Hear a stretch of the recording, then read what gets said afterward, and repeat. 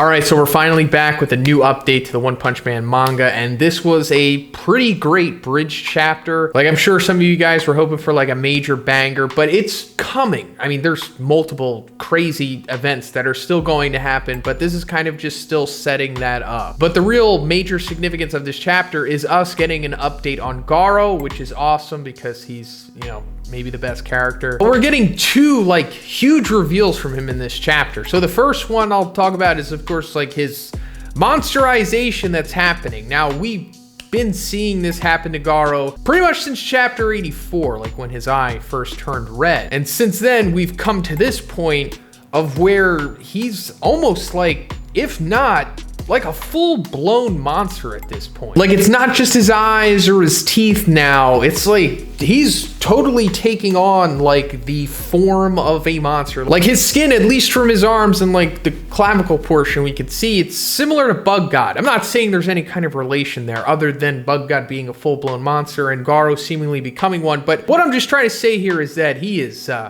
closer than he has ever been. And I thought like when he was going against Darkshine, you know, after he catches the punch and his limiter is about to break or whatever, I thought that was pretty darn close to becoming a monster for him. But this is taking that to the next level. But going back to the end of the Darkshine fight, that's when we see Garo like really struggling with like becoming a monster, because we see like the, I guess you call it the clothing or whatever that's become monsterfied, you know, which is a recurring theme within the series. It's like traveling up his face. And I thought that maybe that was going to lead to his next form, I suppose. But now it's just taken a huge leap. And I'm not really sure where this is headed at this point. But now his face, at least in this one panel, looks almost venomy, you know? So it's like, I don't know if this is like the final product or if this is kind of just a taste of what is to come possibly. Like, I mean, like if Garo does get out of, you know, where he is right now, which, come on, he probably is. When he reemerges, I don't know if he is still gonna look like this. I mean, maybe he'll still have like the monster coating to the rest of his body, but as for his face, I'm unsure. I mean, if he comes out and he just looks like that, just like a full-blown like monster, like a real cool aesthetic streamlined one, that would be really interesting, and it would certainly change things a lot and send them into a different direction. Not that I would be angry with that, because he looks awesome, super aesthetic. Murata always delivers with these designs. But what I'm mainly trying to say here is that don't like fully expect Garo to be like 100% a monster at this point. I think we still have some time to go if he does reach 100% monsterized form. But first, this video is sponsored by the Listen But Don't podcast. Here's a clip, check it out. You're welcome. My oldest friend, she's 65 years old. We grew up together from 5 to, I don't know, 20 or something, 18. Alexander's Alexandra. Okay, here we go. Wait, cut. Hit it. No, terrible. I do this in post. Just shut up and just sit there. For the record, this is exactly how I thought this would go. So thank you again to the Listen But Don't podcast. All the links for their stuff will be in the description. Please check it out, guys. Thanks again. And also, I want to touch on the thing that he says during this sequence where it's like, at this rate, I can even make it to disaster level God. Take that for what you will. Does that literally mean that he is going to become the fabled disaster level God? I don't know.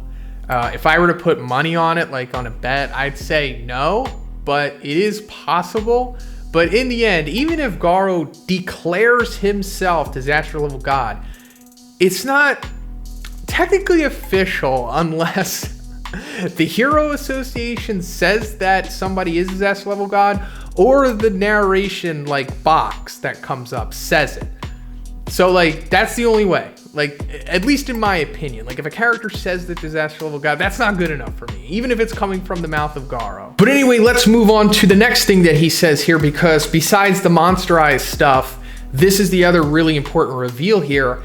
And we're essentially seeing what Garo's true motive is, his ultimate goal, which has kind of eluded us, at least the manga readers, since Garo has been introduced. Like, that aspect of him hasn't really been put out there. Like, we know Garo at this point, clearly. We know what he's about, but we don't know why he's about. Like, we know he says he wants to become the ultimate monster, and he wants to just, you know, further progress along and whatever. And he does have, like, weird motivations here and there, like trying to save Terrio, which was kind of just came out of nowhere. But, like, his inherent, like, ultimate motivation to do what he is doing, it's never really been stated until now. This is what Garo's ultimate goal is. He wants to be the absolute evil that rules over Earth and keeps everyone in check. Now, this is really interesting for the manga because Garo doesn't reveal this bit about himself, at least to the audience or anyone, until much later on in the story. Not gonna spoil anything, of course, but it's surprising that this is brought up now. But I guess it's better late than never because, like I said, up until this point in the manga, we didn't really know what Garo's goal was. Now, I will say that there is more to this. There is more to Garo. This isn't everything yet. There is still more that needs to come to the surface, but in a nutshell, this is pretty much what Garo is headed towards and why he is doing everything that he's been doing. Now, aside from the Garo stuff, we get Darkshine, you know, wallowing and in his self-pity and all that stuff because he did lose to Garo. And then we see the S-class heroes all coming together and they're all helping Darkshine. And surprisingly,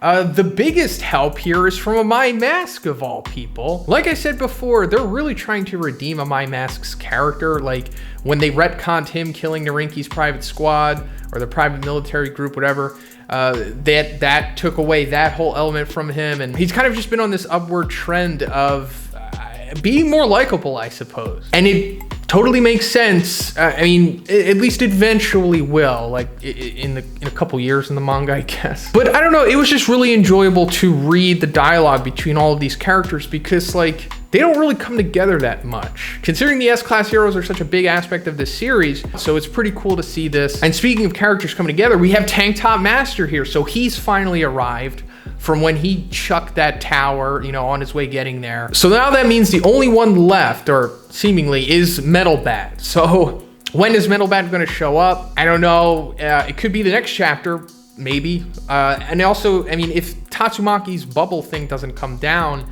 in, you know, amount of time, it's like, is he going to be able to break through that?